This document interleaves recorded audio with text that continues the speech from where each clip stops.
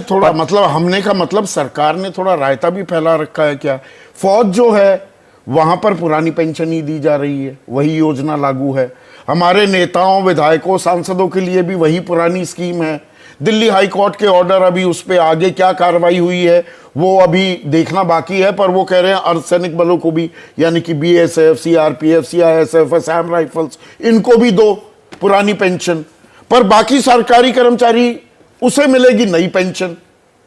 ये जो सरकार है, आप देखिए उसकी गिनती में फौजी बहुत ज़्यादा आते हैं, फौजियों की अहमियत बहुत ज़्यादा है। 36 लाख पेंशनर्स, पेंशनर्स, और दूसरा फौजी मतलब हाँ, नेशनलिज्म और 14 की, लाख तो आर्म फोर्सेस में है हमारे जवान। फौजी मतलब नेशनलिज्म की बात होती है, वो लोग जो देश की रक्षा करते हैं, तो फौजियों का जो भार है। बाकी सरकारी कर्मचारी एंटी नेशनल है। नहीं, बाकी सरकारी कर्मचारी तो कर्मचारी हैं। अच्छा, हाँ, आप देखिए जिस तरह से ये जो सरकार की सोच, देखिए ये उसकी सोच को दिखाती है कि आप इस सरकार की सोच में फौजियों का महत्व बहुत ज्यादा है, शुरू से ज्यादा है। और ये जो सरकारी कर्मचारी, इनका उतना महत्व नहीं है। न कभी ये सरकारी कर्मचारी बहुत ज्यादा सड़कों पर उतरे, विपक्ष के इतने लोग मुझे दिखाई दे रहे हैं, न कभी विपक्ष ने बड़ी सक्रियता से इसमें हिस्सा लिया। कांग्रेस तो खैर इसका हिस्सा ही थी, लेकिन अब जब विपक्ष में है और अपने राज्यों में लागू कर रही है, तो सड़क पर उतरती, बड़ी रैलियां करती। डिफेंस में भी जो फौज है वहां पुरानी पेंशन, अर्धसैनिक बल वो भी तो वही फौज, वो भी तो आर्म फोर्सेज ही हैं। हाँ, उनको नहीं, बिल्कुल बिल्कुल। तो ये एक आप जो कह रहे हैं कि रायता फैला रखा है, चलिए रायता इन्होंने फैला रखा है, और रायता फैला रखा है, और इनको ये एहसास है कि ये बहुत बड़ा ऐसा मुद्दा नहीं है, पर मेरे ख्याल से चुनाव दर चुनाव ये हार रहे हैं। मैं आपको बता रहा हूँ, जिस तरह से जो ओबीसी रिजर्वेशन वाली बात है, उनकी जनगणना वाली बात है, उस पर जैसे ये पलट जाएंगे, अगर चुनाव का असर देखेंगे, इस पर भी पलट जाएंगे। तो वो तुरुप का एक काजी रोहिणी आयोग जहां पर बिल्कुल वो ओबीसी को लेकर है, इसी तरह से ये वित्त सचिव की अध्यक्षता वाला, मैं ये पूछ रहा हूं, दामोदरन की अध्यक्षता वाली ये कमेटी, इसका हवाला दिया जा सकता है। मैं ये कह रहा हूं कि इतना बड़ा मुद्दा है सरकारी कर्मचारियों का, इतने विपक्षी दल हैं, और ये सरकार ने पिछले 9 साल में, और ये सरकार ने लिखित आंकड़ा दिया है पार्लियामेंट में, 14,56,226 करोड़ रुपया माफ किया है बड़ी कंपनियों का, कॉरपोरेट्स का। आपने, इन्होंने बैंक से जो उधार लिए हुए थे, अगर वो एक मुद्दा नहीं बना सकते ये लोग, तो कम से कम सरकारी कर्मचारी को बनाए, वो भी नहीं बना रहे। 15 लाख करोड़ बच्चे खाते में जा सकते हैं, तो यहाँ पर अपने कर्मचारी क्यों नहीं जा सकते? बुढ़ापे की लाठी क्यों नहीं दी जा सकती? आप और हम क्यों बोलेंगे? ये तो सड़क पर उतरे ना, कुर्ते फड़वाएं विपक्ष वाले, कंधे छिलवाएं, 5-5, 10-10 लाख की रैलियां निकालें, तो जगह। विजय कुमार बंधु मेरे साथ जुड़े हुए हैं, लगातार वो सड़कों पर उतरे हुए थे। अब विजय कुमार बंधु, अब राजनीतिक दल भी समर्थन करते दिख रहे हैं, अब तो बीएमएस भी आ गया। तो जो ये लड़ाई आपने शुरू की थी, अब ये एक आकार लेती दिख रही है क्या आखिरकार? जी बिल्कुल, आपको बहुत बहुत शुक्रिया और आपके चैनल को धन्यवाद। मैं, और आपने जो बात कही बिल्कुल सही कही कि ये आकार लेती हुई दिख रही है, और इसमें जो लोग भी समर्थन करते हैं हम उनका धन्यवाद करते हैं। लेकिन इसमें एक सवाल मैं जरूर उठाऊंगा कि ऐसा ना हो कि वो सेफ्टी वाल का काम करे। ये थोड़ा सा सबको, सारे नौजवान जो एनपीएस के कर्मचारी, उनको ये है कि अचानक जोश जागा और अचानक लोग पहुंचे, तो इसमें कुछ न कुछ तो खेला है। खेला उसमें क्या, मैं बता दूं आपके सामने। एनपीएस जो कमेटी की बात चल रही थी, कमेटी एनपीएस में संशोधन और सुधार के लिए बनी है, और एनपीएस में जो 1 करोड़ लगभग कर्मचारी है, वो संशोधन और सुधार नहीं चाहता। वो हूबहू पुरानी पेंशन चाहता है, 1972 की पेंशन नियमावली चाहता है, उसके लिए वो संघर्ष कर रहा है। और आपने जैसा कहा कि लगातार हमने इसको शुरुआत 2013 में किया, और आज 10 साल हो गए सड़कों पर, चाहे जिस राज्य में हो चाहे सेंटर में हो। अभी 1 अक्टूबर की रैली आपने कवर किया था, देखा होगा। शायद इतना बड़ा जुहूम ट्रेड यूनियन के इतिहास में कभी भी नहीं रहा है। ये भारत में पूरी दुनिया का सबसे ज्यादा पढ़ा लिखा वर्ग एक जगह इकट्ठा हुआ एक मुद्दे पर। मेरे जैसे अगने से आदमी की इतनी क्षमता नहीं है कि हम लाखों लाख लोगों को ला जाए। इसका मतलब उनके दिल में उतर चुका है पुरानी पेंशन। और ये बात सच है कि पुरानी पेंशन आज देश का सबसे बड़ा मैटर बन चुका है।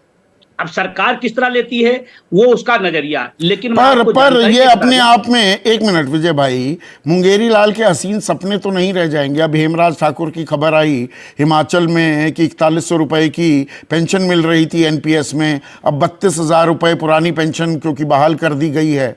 पर जो सवाल महेश वर्मा ने उठाया था, कितने लोगों को मिली पीएफआरडीए में फंसा हुआ पैसा, वो कब मिलेगा?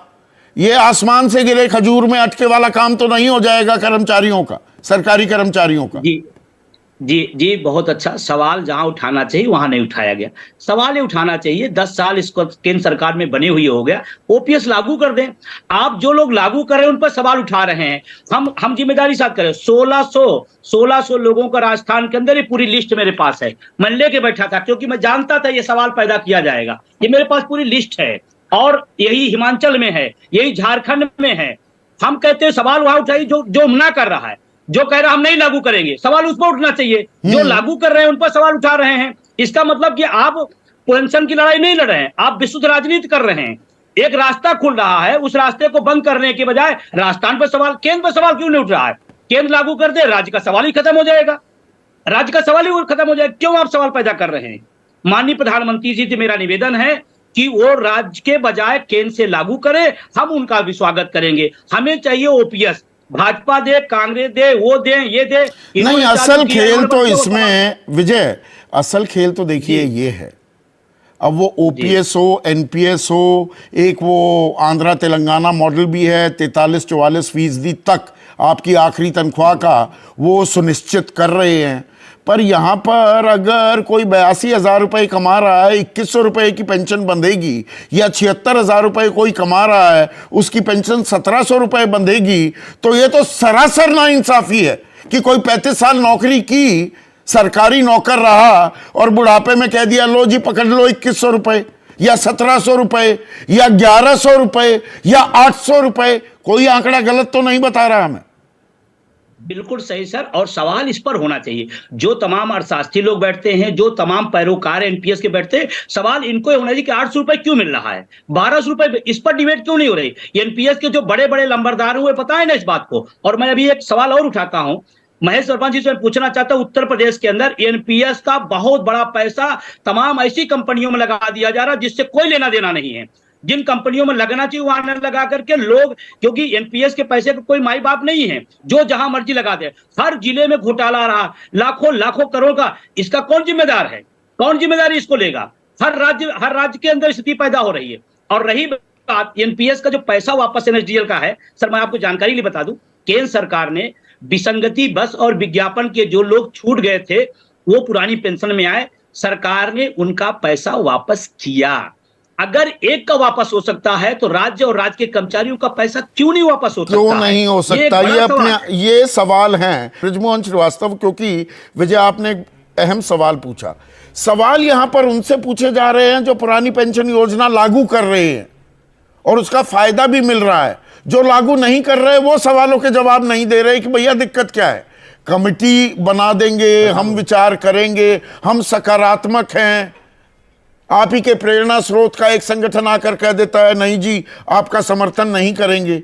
सीधा मालूम है, और दर्शकों को बता दूं, ऐसा भी वाकया पेश आया है इस देश में, पंजाब में एक विधायक, और इसमें कानून क्या है कि कितनी बार आप विधायक हो उतनी ही हर बार की पेंशन बन जाएगी, सांसद भी बने उसकी भी जुड़ जाएगी। तो एक महाशय 6.25 लाख रुपए प्रति माह बतौर पेंशन उठा रहे थे। अब वो भगवंत मान ने मना की है, बंद कर दी वो व्यवस्था की एक ही पेंशन मिलेगी। ये नहीं 7 बार के विधायक 2 बार के सांसद, तो 9 पेंशन साथ में जुड़ गई और वो आप घर ले जाओ। ये भी हो रहा था। ठीक है ना संदीप भाई, ये सारी विसंगतियां हैं जिनको ठीक करने के लिए कमेटी भी तो बनाई है केंद्र सरकार ने। और मेरा कहना यह है कि केंद्र सरकार इस मामले में सकारात्मक तरीके से चल रही है, वो फैसला लेना चाहती है, तो हमको कम से कम उतना समय तो देना ही होगा। और ये आदरणीय अमित शाह साहब ने जयपुर में अपनी प्रेस कॉन्फ्रेंस में उसको स्पष्ट रूप से कहा है। प्रदीप भाटी साहब, आर्थिक बात थी ये कि जी भाई देश पर बोझ नहीं बढ़ना चाहिए, अर्थव्यवस्था, भाई पैसे पेड़ पे तो लगते नहीं हैं, पर ये अब विशुद्ध राजनीतिक मसला बन गया है क्या? पुरानी पेंशन का? जी देखिए, उत्तर प्रदेश में मैं ये समझता हूँ, और एक आर्थिक नीतियों की जानकारी के हिसाब से भी मैं बताता हूँ कि उत्तर प्रदेश एक ऐसा स्टेट है जिसमें तो ये बिल्कुल लागू हो सकता है। आपका ज़रूर कंसर्न इसको देख के रहा होगा कि उत्तर प्रदेश में पिछले 2017 के बाद से लगभग 65% ऋण बढ़ गया है उत्तर प्रदेश सरकार पे, और लगभग 7.25 लाख करोड़ का हमारे पास अब डेट है, ऋण है।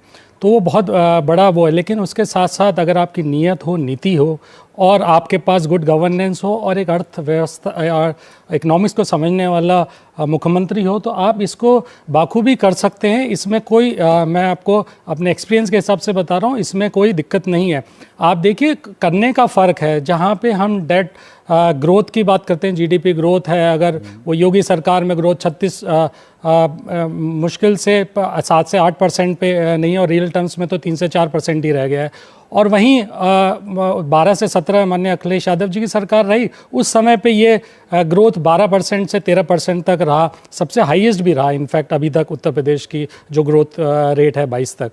और इसी तरह से अगर आप डेट का रेशियो देखेंगे, डेट रेशियो विद जीएसडीपी, तो आप पाएंगे कि उत्तर प्रदेश के अंदर सबसे कम अखिलेश यादव जी की सरकार में ना 28% के करीब। वहीं जब ओपीएस पंजाब जैसे राज्य जिनका रेशियो लगभग जीडीपी से और डेट का रेशियो लगभग 50% है, हिमाचल और 53% है, 53% है, 40% हिमाचल, और दूसरा एक और राज्य जिसने लागू किया है राजस्थान, उनका भी 40% से ऊपर है। तो उत्तर प्रदेश में क्यों नहीं लागू हो सकता जब हम उसे 28% तो तक लेके आ गए? उत्तर प्रदेश में नई पेंशन योजना लागू किसने की? उस टाइम तो मुलायम सिंह यादव की सरकार थी। बिल्कुल, आप तो ये समझते हैं 2000 मैं बताता हूँ। देखिए आंकड़े जो बात है 2004 में लागू हुई, बिल्कुल मैं 2005 में सही मायने में जमीन पर उतरी, मुलायम सिंह यादव थे मुख्यमंत्री, 2012 में अखिलेश यादव मुख्यमंत्री बन गए, हटा देते, पश्चिम बंगाल ने नहीं लागू की। मैं बताता हूँ, क्योंकि देखिए 2005 की परिस्थिति अलग थी। 2005 में उत्तर प्रदेश की जो जीडीपी थी वो मात्र 2.5 लाख करोड़ की थी। आज हम 20 लाख करोड़ से ऊपर बैठे हैं, और अगर जैसा क्लेम कर रहे हैं, हालांकि मैं तो इसे सफ़ेद झूठ कहूँगा योगी सरकार का, कि $1 ट्रिलियन की इकोनॉमी हो जाएगी उत्तर प्रदेश नेक्स्ट 3-4 ईयर्स में, उसका तो ग्रोथ रेट ही 32% से ऊपर जाता है। लेकिन 2.5 लाख करोड़, और आज की परिस्थिति में भी देखें 20 लाख करोड़, जब आपका कंट्रीब्यूशन सेंट्रल गवर्नमेंट कर रही थी, तो उत्तर प्रदेश सरकार तो 3 तारीख पर निगाहें टिकी होंगी, 3 तारीख के बाद क्या होता है? नहीं देखिए, बिल्कुल नहीं है, बिल्कुल नहीं है। अगर ये होता तो हम 2022 में इसको इसके लिए हम ही नहीं भरते। 3 तारीख तो अब आ रही है, लेकिन उसके साथ साथ कमेटियों की बात हो रही थी, तो उत्तर प्रदेश में भी एक कमेटी बनी, और उसकी एक ही मात्र इलेक्शन से पहले एक मीटिंग हुई, उसके बाद कोई मीटिंग ही नहीं हुई उसकी। तो ये निगाहें इस तरह की इलेक्शन के ऊपर निगाहें बीजेपी की रहती हैं। समाजवादी पार्टी इलेक्शन पर तो निगाहें है ना महेश। आखिरी सवाल आपसे, अब ये 24 की लड़ाई पुरानी पेंशन पर आ गई है क्या? ये बड़ा मुद्दा बन गया है, और 3 दिसंबर तारीखी दिन होने वाला है क्या विशुद्ध, अगर मैं पुरानी पेंशन योजना की बात करूं? नहीं, ये दुर्भाग्यपूर्ण स्थिति है। किसी देश में कर्मचारी अगर काम करता है, अगर वो अपनी पेंशन के बारे में अगर चिंतित है, और उसको राजनीतिक बाजीगरी के तहत जो है उसका कोई निदान और समाधान की बात अगर की जा रही है, तो इससे बड़ी मतलब राजनीतिक बाजीगरी कौन कर रहा है? वही, जैसे अभी के दिवांग क्या कह रहे थे आज कि अगर है हिम्मत तो करो ना पार्लियामेंट में बात, है हिम्मत तो विधानसभा में कानून पास करके दिखाओ। है तो कर दिया ना 5 राज्यों ने। अरे भाई, क्या किया 5 राज्यों में? आप वही तो वो सवाल ही गोल कर दिया आपने। मैंने पूछा ना कि अशोक गहलोत ने 20 नवंबर 2023 को क्या प्रेस कॉन्फ्रेंस करके कहा कि जिसका कानूनी दर्जा अभी वो कानून ही नहीं बना पाए विधानसभा में। क्या मजाक है इस देश में? हम लोग अरे आप सीधा पुरानी पेंशन योजना लागू कर देंगे, पीएफआरडीए का पैसा दे देंगे, तो चलिए ये तो नूरा कुश्ती हो रही है, इसको किस तरह से देखेंगे? एक 15 सेकंड का कंक्लूडिंग हेडलाइन एडिटोरियल कमेंट। मेरे ख्याल से ये नूरा कुश्ती है, और मेरे ख्याल से ये जो चुनाव के नतीजे आएंगे उस पर बहुत कुछ निर्भर करेगा कि इसका भविष्य क्या होगा। ये जो भी पॉलिटिकल पार्टीज़ हैं ये आजकल ऐसी हो गई हैं कि वो बिल्कुल चुनाव के नतीजों पर जाती हैं। चुनाव का नतीजा अगर परिणाम ऐसा होगा कि इनको 24 में मुश्किल लग रही होगी, तो फिर कोई फिस्कल डेफिसिट नहीं है, फिर कोई बात है नहीं, फिर रास्ता निकाल लिया जाएगा, और इसे सरकारी कर्मचारियों के प्रति संवेदनशीलता के तौर पर दिखाया भी जाएगा। तो आने वाले दिन पुरानी पेंशन को लेकर दिलचस्प होने वाले हैं।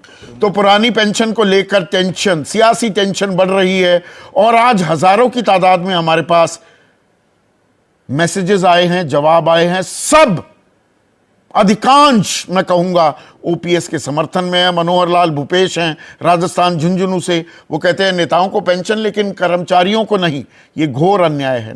पेंशन मिलती है पर वो एनपीएस बहुत कम होती है। और देवेंद्र प्रताप सिंह जौनपुर उत्तर प्रदेश के रहने वाले हैं, ओपीएस देश में लागू होनी ही चाहिए वरना बीजेपी को नुकसान तय है।